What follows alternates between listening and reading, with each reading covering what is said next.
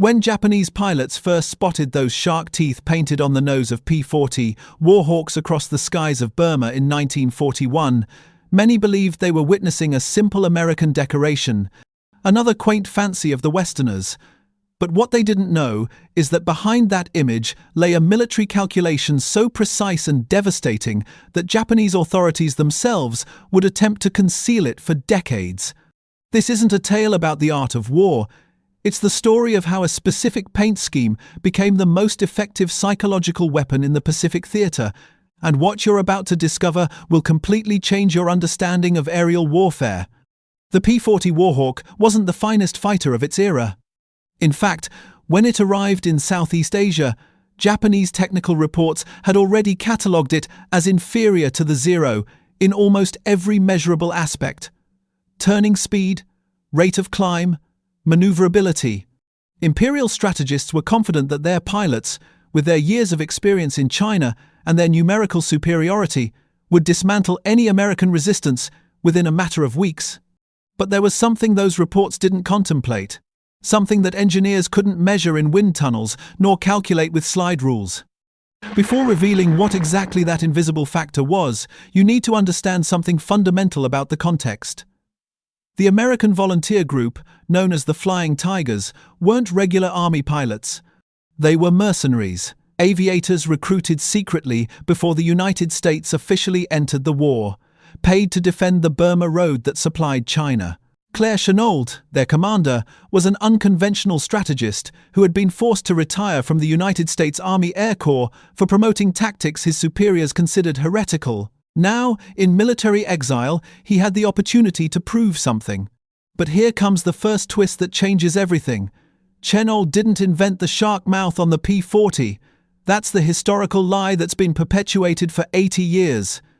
The true genesis of that design begins in the North African desert, months earlier, with a British squadron that history almost completely forgot. And what they did with that paint, and why it worked, has far darker roots than any museum will tell you.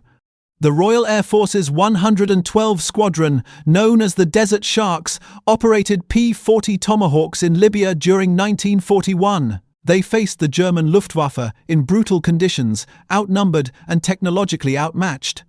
It was there that a pilot, probably influenced by photographs of German Messerschmitt Bf 110 seconds that bore similar markings, decided to paint a shark mouth on the elongated nose of his P-40. The shape of the Warhawk's fuselage, with its ventral air intake and sloped nose, was perfect for it. Now, hold that image in your mind, because what happened afterwards in the African desert is what truly matters.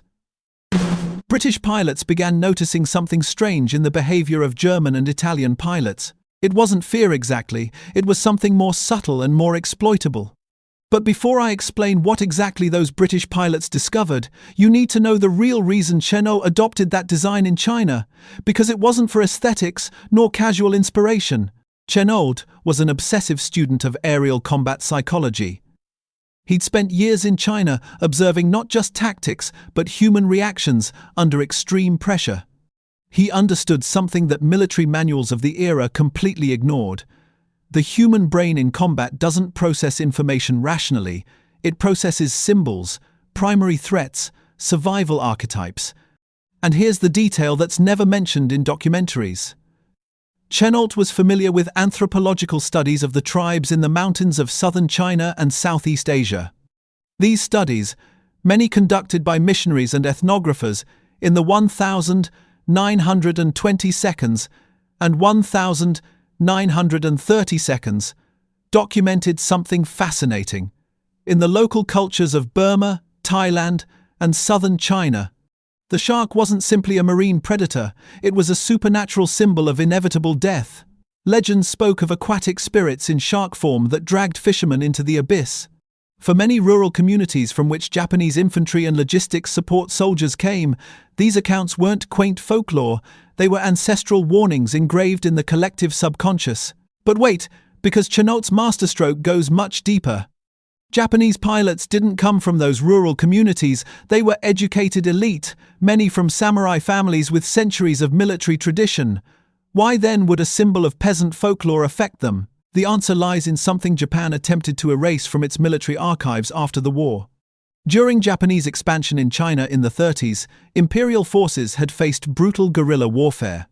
Chinese combatants used psychological terror tactics, including demonic masks and animal symbols, to create confusion and fear amongst Japanese troops, especially the younger and less experienced ones.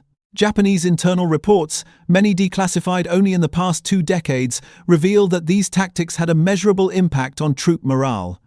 Japanese High Command had attempted to counter it through additional training and propaganda, but the effect persisted.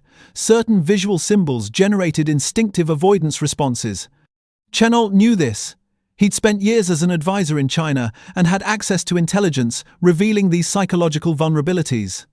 When he saw photographs of the British 112 Squadron with their painted sharks, he didn't see art, he saw a perfect vector for psychological attack. But here's what's truly disturbing: he didn't simply copy the design. Chennault specifically modified the shark mouth to maximize its psychological impact against Japanese pilots. Notice the details. The teeth aren't uniform nor stylized as the British painted them. They're irregular, menacing, almost ferocious.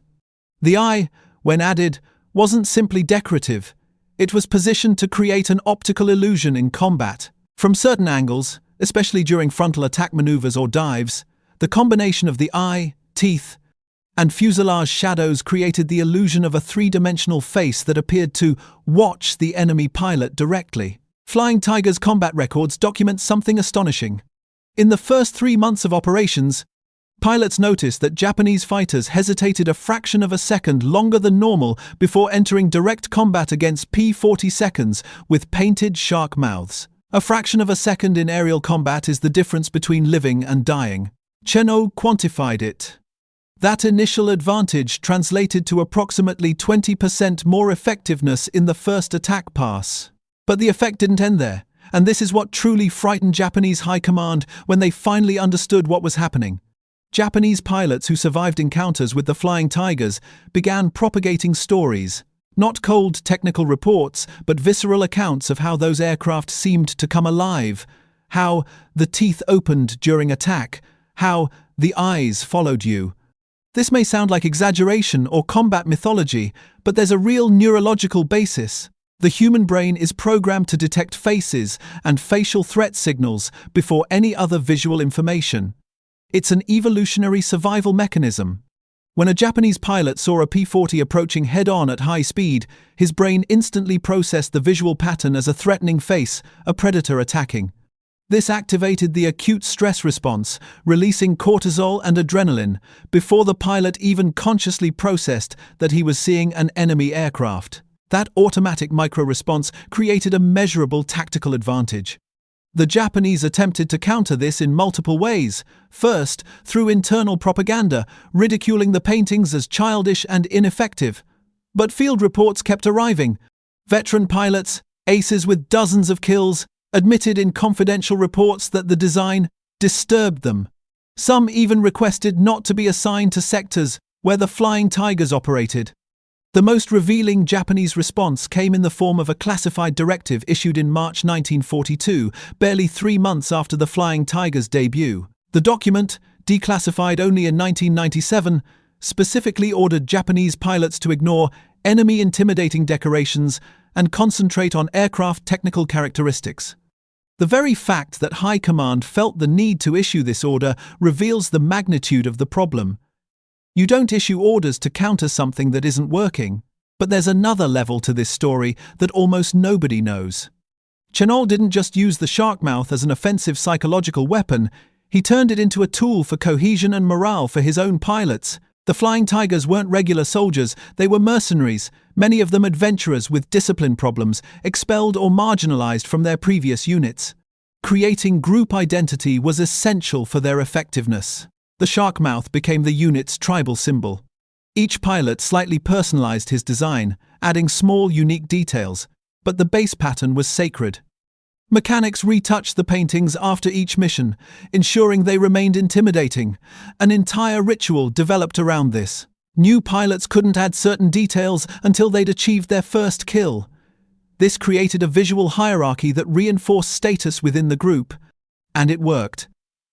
The Flying Tigers developed morale and combat effectiveness that far exceeded their numbers.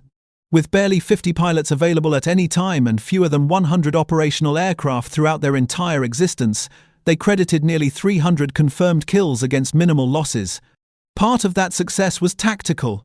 Chennault had developed specific techniques to neutralize the Zero's advantages, but a significant part was psychological, both against the enemy and within their own unit. Now, here comes something that completely changes the standard narrative about the P-40 and its shark mouth. When the United States officially entered the war after Pearl Harbor and the Flying Tigers were eventually integrated into the regular Air Force, American High Command ordered the shark mouths removed. The official reason was standardization and professionalism. But the real reason, documented in internal memoranda that remained classified until 2003, was different. Pentagon generals considered that dependence on psychological tricks was inappropriate for a modern Air Force. They believed it promoted superstition and detracted from professionalism. But more importantly, they feared that if they officially admitted decorations had a real psychological impact in combat, they'd have to acknowledge that war wasn't just technology and numbers, it was also theater, symbols, and manipulation of the human psyche. That didn't fit with the narrative of rational technical superiority that America wanted to project. Chennault fought this order ferociously. He presented detailed reports, statistics, pilot testimonies. He argued that removing the shark mouths would reduce measurable combat effectiveness. But he lost. The order stood. However, something fascinating happened. Pilots simply ignored the directive. They kept painting the mouths, sometimes less elaborately to avoid formal sanctions, but the symbol persisted. This widespread disobedience is extraordinarily rare in armed forces, especially during active warfare. It reveals how deeply the symbol had integrated into the identity and operational effectiveness of the units. Eventually, command tacitly yielded, tolerating the decorations without ever completely officializing them. The design's influence extended far beyond the Flying Tigers. Other American units adopted similar mouths on their P-40 seconds, and the concept expanded to other aircraft types. The Pacific's B-25 Mitchells, the A-10 Thunderbolt IIs decades later, all carry echoes of that original design. But none had the documented impact of the original P-40 against Japanese pilots in that specific 1941 to 1942 context. Why? Because the psychological effect depended on multiple convergent factors. The design's novelty, the specific cultural context of Southeast Asia, the moment in the war when Japanese confidence was at its highest and therefore most vulnerable to psychological disruption, and Chennault's specific tactical skill in exploiting that advantage. Post-war military psychology studies analyzed the phenomenon in detail. They discovered that visual intimidation effects in combat are real but temporary. Adversaries adapt, initial shock diminishes, and eventually the symbol loses potency. This explains why, by 1943, Japanese reports no longer mentioned shark mouths as a significant factor. Their pilots had become accustomed, the element of surprise had been exhausted. But there's one last twist in this story that very few know. In 1944, when the war was already clearly tilted against Japan, American intelligence intercepted an extraordinary Japanese directive addressed to their training squadrons. It ordered similar threatening mouths to be painted on some of their training aircraft. The objective?